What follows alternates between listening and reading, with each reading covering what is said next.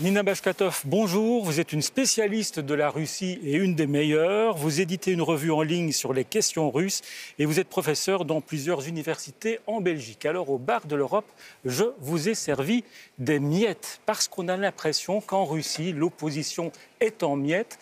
Vous écriviez d'ailleurs cela dans Le Monde diplomatique il y a un an déjà. Vladimir Poutine semble indétrônable. Est-ce qu'il pense déjà aux futures élections présidentielles de mars prochain? Est-ce qu'il est déjà en campagne? Il n'est pas en campagne, mais il a donné quelques indices. Donc, il avait d'abord dit qu'il annoncerait sa décision, comme il dit, puisqu'il ne dit ni oui ni non, en octobre. Et puis, ça a été reporté. Et donc, maintenant, il parle de l'annoncer à la limite du début de la campagne électorale. Donc, c'est 3 mois avant la date des élections présidentielles. Mais c'est un faux suspense. Oui et non, parce qu'il reste quand même le suspense qui va être l'opposant de service.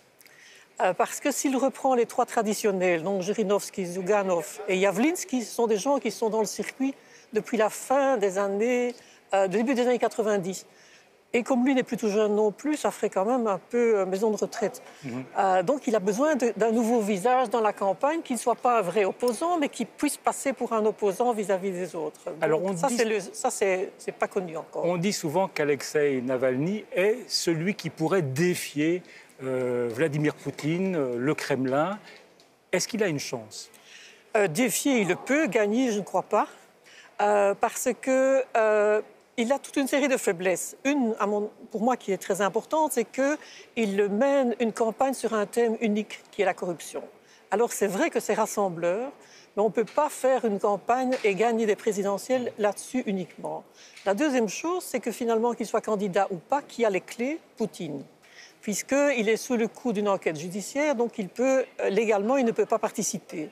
Ça veut dire qu'il va devoir attendre 6 ans. 6 ans, c'est énorme, avec uniquement un slogan contre la corruption.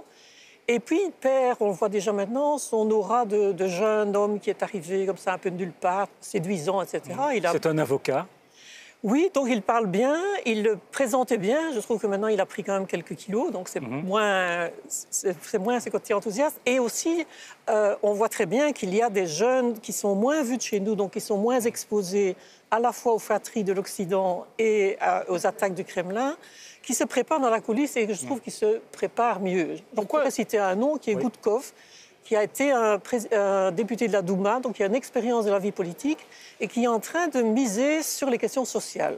Et si on veut séduire les Russes, ce n'est pas sur la liberté de la presse, la corruption, ils savent que ça existe, c'est qu'on réponde à leurs besoins de tous les jours. Vladimir Poutine vient de fêter ses 65 ans, l'occasion pour beaucoup de citoyens russes de manifester dans les rues, dans 80 villes. Est-ce que ça reste tout à fait marginal, ces manifestations qui ont été notamment incitées par Navalny. Mais c'est intéressant parce que Navalny montre une constance, c'est-à-dire qu'il est capable de mobiliser les gens dans différentes villes. Donc on est sorti du schéma où Moscou et Saint-Pétersbourg protestent et le restant ne bouge pas. Donc ça, c'est intéressant, mais je ne sais pas si vous avez vu la chute de manifestation en manifestation, et cette fois-ci, c'était quand même important. Ils ont quand même réussi à faire arrêter à peu près tout le monde, donc ça fait 200-300 personnes sur des arrestations administratives. Donc ils peuvent continuer à démontrer qu'il y a un système répressif, mais c'est pas avec ça qu'on gagne des élections. Est-ce qu'il y a une inspiration au changement en Russie? Oui, tout à fait. Tout à fait. Et je connais beaucoup de gens qui ont toujours voté pour Poutine, en partie parce qu'il n'y a personne d'autre de crédible, et qui disent quand même on a besoin de nouvelles figures parce qu'il a fait des avancées vers les jeunes générations, donc il le sent très bien lui-même. Mais il n'est pas prêt non plus à jouer le pater familias. Donc il va devoir se trouver une image. Et il est conscient qu'il y a une jeunesse qui demande autre chose que les mêmes visages, les mêmes rhétoriques, les mêmes explications, pas nécessairement qui aspire à ce que nous appelons la démocratie, la liberté, mais qui aspire à vivre dans un pays qui répond à leurs propres enthousiasmes, à leurs propres demandes, à leur soif d'entreprendre, par exemple. Alors, on va vous montrer une photo que vous allez commenter et on va parler d'Europe. Angela Merkel et Vladimir Poutine. Pourquoi ces deux-là ne s'aiment pas? C'est une superbe photo parce qu'on voit toute la méfiance qu'ils ont l'un envers l'autre. Ce n'est pas une question d'affection. Moi, je ne crois pas dans l'affection en politique, même si ça facilite un peu les négociations. Mais c'est vraiment, on les regarde et on dit « cause toujours, tu m'intéresses », quoi. Donc c'est vraiment le manque de confiance totale. Je crois qu'il y a eu une espèce de début de d'histoire sympathique entre deux, où on a l'impression que la chimie passait, Poutine parlait allemand, etc. Et puis il y a eu une rupture complète. Et je crois que vraiment ça se situe au moment où l'Allemagne a été instrumentale dans la décision d'avoir des sanctions européennes. Et depuis lors, Poutine la considère comme quelqu'un qui n'est pas la personne qu'il croyait, donc qui est vendu aux Américains, qui fait leur politique en Europe. Et Merkel a, je crois, une répulsion pour son côté macho, mais je ne suis pas certaine. On a même dit que Poutine avait tenté de pirater les élections en Allemagne. Vous y croyez à ça ou... Écoutez, actuellement, tout le monde essaie d'influencer tout le monde avec les moyens qui sont les moyens de tout le monde. Donc, certainement que les Russes le font, pourquoi ne le feraient-ils pas? Je crois simplement qu'on exagère, parce que maintenant, je trouve que Poutine n'a plus besoin de rien faire. On le voit derrière tout ce qui se passe dans le monde. Ça va de la Catalogne aux élections américaines, en passant par les élections françaises. Enfin, partout où il se passe quelque chose que nous n'aimons pas, on se dit, bon, ce n'est pas les gens chez nous qui votent pour des gens qu'on n'aime pas, c'est Poutine qui les manipule, ce qui n'est quand même pas très flatteur non plus pour les Européens moyens. Précisément, une autre photo, Vladimir Poutine avec Trump, oui. Des amis qui sont devenus des ennemis. Je crois qu'ils n'ont jamais été des amis.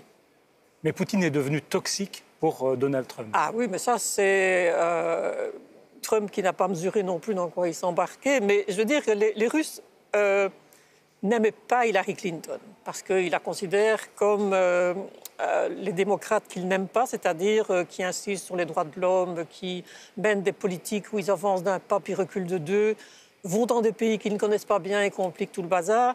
Donc il y avait une a priori contre. Donc ils se sont dit peut-être que Trump, pourquoi pas, mais il n'y avait aucune illusion et les Russes étaient bien plus horrifiés que nous ne l'avons été parce qu'ils étaient bien renseignés, notamment par leur ambassadeur là-bas, étaient horrifiés par le niveau de culture politique ou d'aculture politique de Trump. Donc c'est du réalisme, du pragmatisme politique pur, mais pas d'idéologie. Nina Bashkatov, prenez une petite question surprise avec une boule surprise. Ah, vous prenez la bleue. Et je vous donne la question. Et je vais vous la lire. Attendez. Oui. Je vais la pincer pour vous, si j'y arrive. Ah ben elle est dure, hein. Ouh là là. Prends une autre alors. Voilà, j'y suis arrivé. Et la question, pourquoi n'y a-t-il pas de femmes politiques en Russie ? Parce que les femmes sont plus intelligentes que les hommes, donc elles se sont dirigées vers les secteurs où on a du pouvoir et où on gagne de l'argent. Donc elles font du business. Si vous regardez les statistiques, dans les entrepreneurs en dessous de 35 ans, c'est à peu près 80% de femmes.